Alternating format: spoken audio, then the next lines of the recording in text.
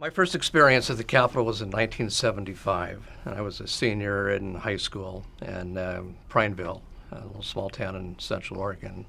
And my government teacher, contemporary issues teacher, said that there was a program called the PAGE program, the honorary PAGE program, and we could apply for it. So in the spring of 1975, might have been the fall, I and three other fellow students, along with our teacher, came from Prineville. Started at 7:30 in the morning here with our representative with breakfast and spent the whole day observing, working as honorary pages. So again, 1975, that was my first experience with the Capitol. I'll never forget it. It was pretty amazing, coming from a small town, and to be having studied some government over in high school and to actually be here to see where everything happened. It was a great experience. My first experience here at the Capitol was in 1995, when the first day I came to work here, which was, we'd had an earthquake in 1993, and they had closed off the entire rotunda area and restructured it to be a little more safe. And the murals that are in there are actually painted on canvas. And when I came to work here, those had just come back from Minnesota where they had restored them. And they were rolled up like big pieces of carpet in the corner. And they were getting ready to put them all back up before the holidays. Well, my first experience with the Capitol was, I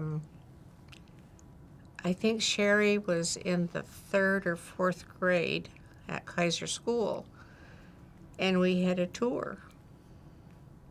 Even walked up to the Gold Man, which about killed me, and I was young then.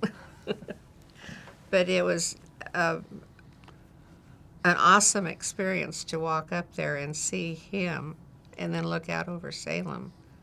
Very, very beautiful. Well, you go up to the 4th floor in an elevator, which is very good, but then you have 121 steps up a circular staircase, and you can look down and see where you've been, and then look up and you're going. But you get up there, and it's a kind of a round platform, and here's this big, beautiful gold man that's massive, and he's looking out over the whole town of Salem. It's very beautiful. Everybody should try it once. My first experience with the state capitol was when I was in high school. I happened to be in student government and was selected to go to Boise State at that time. I think it was an effort for schools to not only acquaint students with state government, but also to learn the procedures of, say, passing a budget. You know, what do you need to do, and some of the procedures of getting to a bill. And we got to pass a law, if you will, and go through the different procedures, and I was hooked. So it was an eye-opener. I started working in the gift shop because my experience was retail. I've worked retail most of my life. And Linda, at the time, she was the manager of the gift shop. She said, "We could use you, Mel." She said, "We'll just put you in here." And I've been there ever since, and I love it because I meet so many different people. We have a lot of different products that we carry, and a lot of them are just from Oregon. And the little gal that we have in there now, Janice, and she's trying to get everything from Oregon. So it's quite an experience because I didn't know Oregon made all this stuff.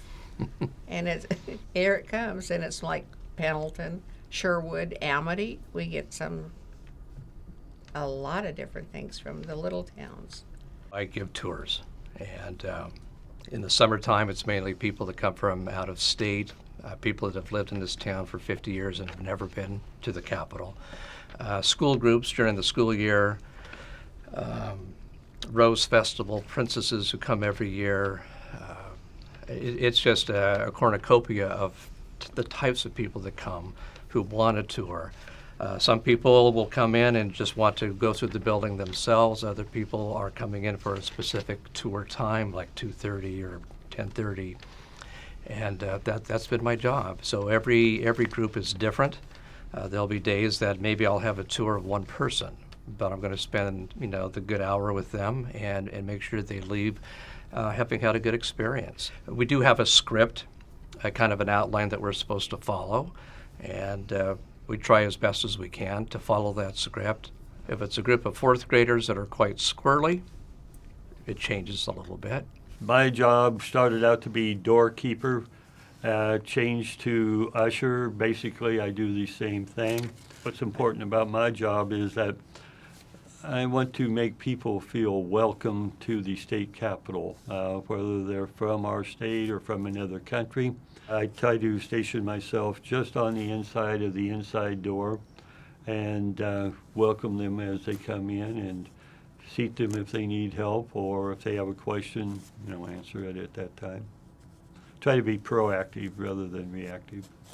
My job is the kiosk, and when I started in 1995, they just kind of put me in the kiosk and I learned. I'm the first person they see when they walk in the front door, or the back door for that matter. I'm right there in the middle.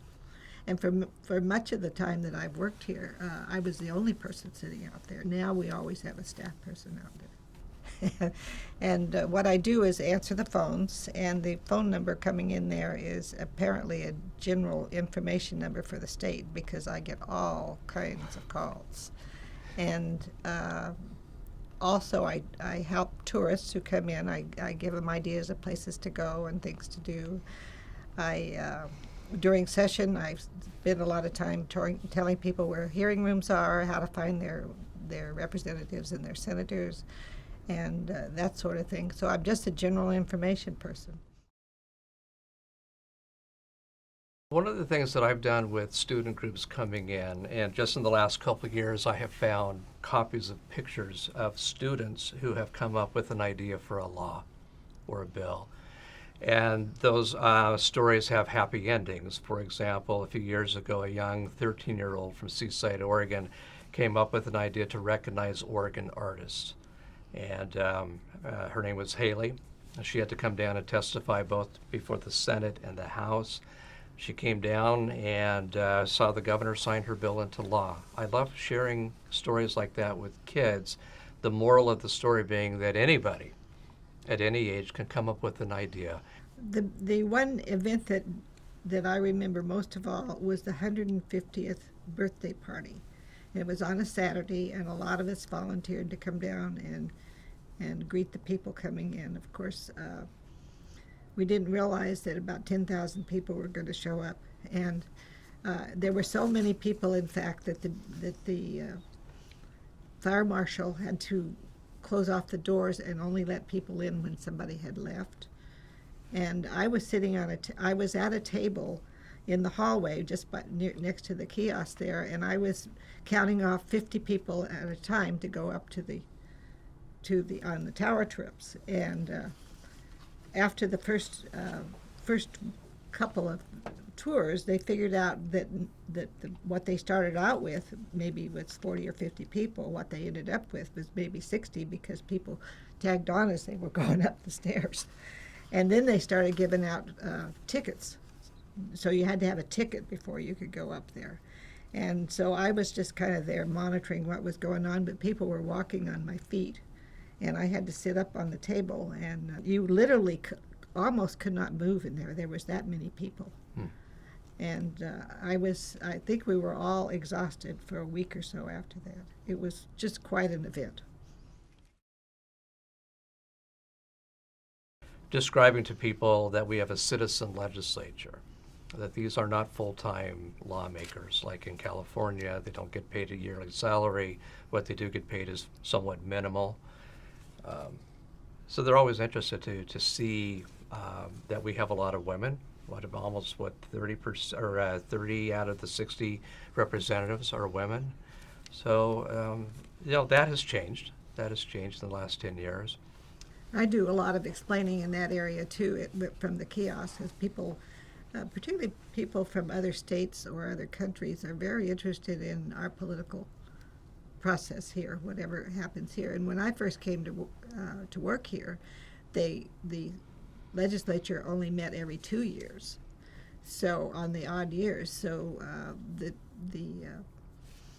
people would ask how can they do that budget for 2 years at a time, and it's hard to explain to people, but that's the citizen legislature, the same thing that Brian was talking about, that these people have jobs, and they, for the most part, they're not here when they're not in session. There's nobody here, so, but they do have a staff, and so we life goes on even when session isn't in, but it's interesting that how different it is from other states. We in our society have tended to get away from traditional procedures. The one thing I really admire and why I keep coming back is that they do find their traditional way of doing things. For me, I can look at the Senate and 15 years ago, and I can go in today and see basically the same thing that takes place. It's a procedure that works. Yes, we have people within the chambers that come and go and things, but the tradition is still there, and I think that is really a very strong point. I love being a volunteer, and I try to get everybody else to volunteer too, because it's such a neat experience, and you meet so many neat people, and you make a lot of neat, good friendships. We have volunteer dinners, which are fun. We always get in trouble in them. I'm innocent. Oh yeah, you're innocent. But it's just a great bunch of people. And I think anybody that does volunteer finds that out too, that they're in with a bunch of great people. I actually retired when I was in my 40s, and we went traveling. And so I retired early, but my volunteer work has kind of filled out for what I would have done if I was working. So I've sought out jobs where my skills were helpful in what I was doing, and I've always approached the volunteer work as a job.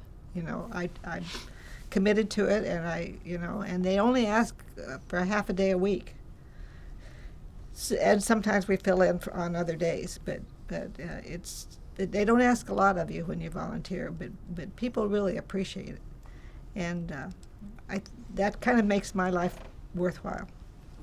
Well, I think one of the hallmarks of any kind of a volunteer organization is how long have people been here? And usually twice a year around the holidays, and then in the summer we have volunteer recognition.